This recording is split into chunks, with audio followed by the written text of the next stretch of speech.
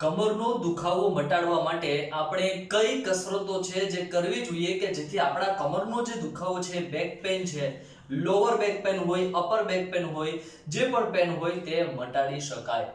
તો જલ્દી જોઈ લો કઈ કસરતો છે આપણે કરવાની છે. આ ચેનલને જલ્દી સબસ્ક્રાઇબ કરો કારણ કે આ પ્રકારની એક્સરસાઇઝના વિડિયો આમાં આવતા રહે છે.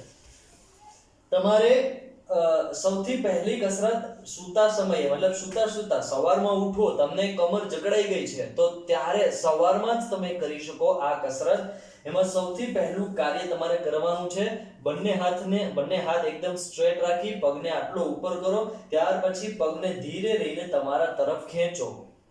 બને તેટલો ખેંચવાની કોશિશ કરો અને ધીરે રહીને આટલો ખેંચીને રાખો થોડી વાર માટે. આ જે કસરત છે ને એ સાયટિકાનો દુખાવો છે, તમને કોઈ પણ ભાગમાં કમરનો એક ભાગ છે એમાં સાયટિકાનો દુખાવો હોય તો એ મટે છે. કમરથી હિપ્સનો અને આ ભાગમાં તમને સાયટિકાનો દુખાવો છે તો એ મટે છે. તમારે આ માટે શું કરવાનું, એકવાર આ રીતના કરો સ્ટ્રેટ, પછી ફરી આ રીતના કરો. આમ તમારે 10 વખત આ રીતે તમારે 10 સેકન્ડ માટે હોલ્ડ કરવાનું. અહીંયા પણ ફરી 10 સેકન્ડ હોલ્ડ કરો, ફરી આ રીતના કરો. એમ બંને પગની અંદર 10 વખત તમારે આ રીતના કરી લેવાનું છે. એક વખત હોલ્ડ, હાથ સીધા, એક વખત આ રીતના બેન્ડ વાળવાનું છે.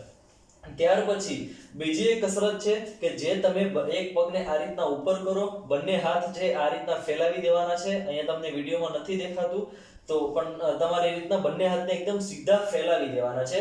એક પગને આ રીતના વાળવાનો છે. આપણું મોં છે, આંખો છે એ ઉપરની તરફ હોવી જોઈએ. આ ભાગ છે ને એ સ્ટ્રેટ સીધો રહે એવી કોશિશ કરવાની છે. આ એક કસરત થઈ જે કમરના દુખાવા માટે. ત્યારબાદ બીજા પગને સામેની તરફ લઈ જાઓ. આ રીતના હાથને એકદમ સ્ટ્રેટ આ રીતના સીધા બંને હાથને રાખવાના અને આ ભાગ છે, આટલો ભાગ છે એ ઉપર રહે એ કોશિશ કરો. આટલી કોશિશ કરવાની છે.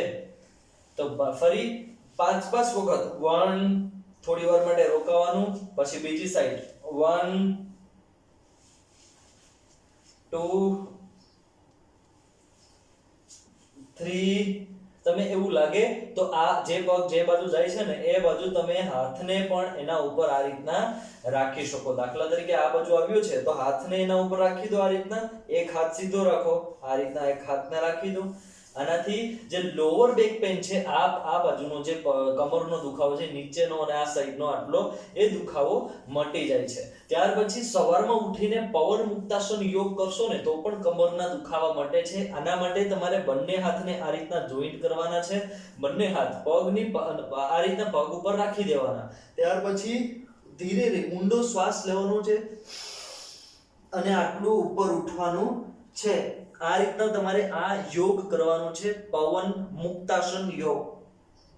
આ યોગ કરવાથી આપણા પેટનો ગેસ પણ નીકળી જાય છે અને બીજી વસ્તુ આપણા કમરનો જે નીચેના ભાગનો દુખાવો છે, સાયટિકાનો દુખાવો છે એ પણ મટે છે. ઊંડો શ્વાસ લઈને આટલું ઉઠ્યા બાદ તમારે 15-20 સેકન્ડ માટે હોલ્ડ કરવાનો છે શ્વાસને અને તમારે પણ હોલ્ડ રહેવાનું છે. ત્યાર પછી રિલેક્સ થાવ, નોર્મલ થઈ જાઓ. હવે આ રીતના તમારે 10 વખત છે, કમસે કમ 10 વખત કરવાનું છે. આનાથી બે ફાયદાઓ થાય. શરીરનો વાયુ છે એ છૂટો પડી જાય એટલે શરીરમાં જો ફરતો વાહ હોય એ તકલીફથી પણ તમને છુટકારો મળે. ત્યારબાદની હજુ એક યોગ જોઈ લો. ભુજંગાસન કરીને યોગ છે એ આ રીતના ઉલટા સૂઈને કરવાનું છે. આમાં બંને પગને આ રીતના એકદમ સીધા રાખી દો, બંને પગ. ત્યાર પછી બંને હાથને છાતીના સમાંતર ભાગે આ રીતના રાખવાના છે. છાતીના સમાંતર ભાગે રાખવાના છે બંને હાથને. ધીરે રહીને ઉપર ઉઠો. આટલો ઉપર ઉઠવાનું છે, આટલું જ ઉપર ઉઠવાનું છે, વધારે નથી ઉઠવાનું. હાથને આટલા વાળીને રાખવાના છે. ત્યારબાદ નીચે આવો, શ્વાસ છોડીને આવવાનો. ત્યારબાદ શ્વાસ લઈને ફરી ઉપર આવો, હોલ્ડ કરો, શ્વાસ પણ હોલ્ડ કરો અને પોઝિશન હોલ્ડ કરો. શ્વાસ છોડો અને પોઝિશન પણ રિલેક્સ થઈ જાઓ. ત્યારબાદ ફરીથી આ રીતના, એટલે ટોટલ તમારે 15-20 વખત આ રીતના ઉપર નીચે થઈ જવાનું છે આનાથી પણ ખૂબ ફાયદાઓ થાય.